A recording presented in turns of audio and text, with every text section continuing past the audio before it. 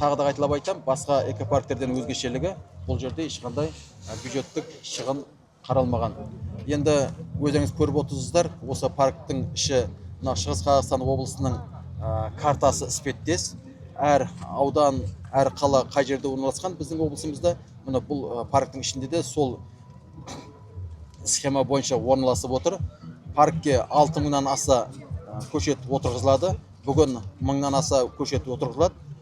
Келесі сенбіліктерде, басқа уақыттарда әр аудан, әр қала өзінің арнайы кісілерін, арнайы топтарын жіберіп, сол өздеріне жаңағы орналасқан аймаққа тиісті көшеттерін арман қарай отырғызып, оның барлығы жақын уақытта керемет бір паркке айналуы тиіс. Содан кейін өзгешелігі бұл жерде біз тамшылатып суаруды жүргізейік деп жатырмыз. Ол да бюджеттен тыс жергілікті бизнесмендер өз ақшаларына сондай тамшылатып суару технологиясын енгізеді. Мен ойлаймын, біздің қала тұрғындарына бұл үлкен бір жақсы сый болып отыр. Жалпы осы мемлекетіміздің президенті Қасым-Жомарт Кемел Тоқаевтың бастамасымен Таза Қазақстан акциясы Тарбағатай ауданы бойынша өте қарқынды жүріп жатыр.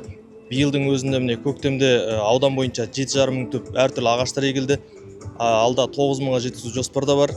Бүгін міне Өскемен қаласында осы акцияға 100-ден артық ағаш әкеп егіп жатырмыз. Оның ішінде 4 түрлі ағаштар. Жалпы Тарбағатай ауданы бойынша осы Таза Қазақстан акциясын қолдау, жан-жақты дамыту, халық болып атсалысу өте кең көлемде жүргізілуде. Таза Қазақстан акциясы бойынша енді Алтай ауданымызда бірсыпыра жобалар биылғы жылы жоспарлануда.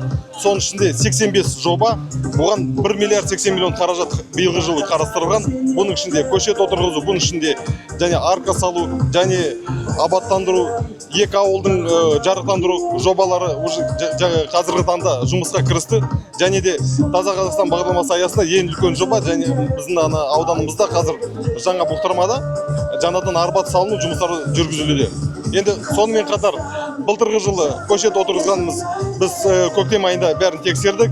Оның 90% өсіп келеді. Енді биылғы жылға жоспар бізде 9500 қосымша ағаш аудан бойынша салдыру. Бұған арнайы ауданымызда Жас Натуралист деген ұйым бар. Сол Жас Натуралисттің базасында біз алдыңғы жыл 1500 пирамидальный тополь отырғызғанбыз.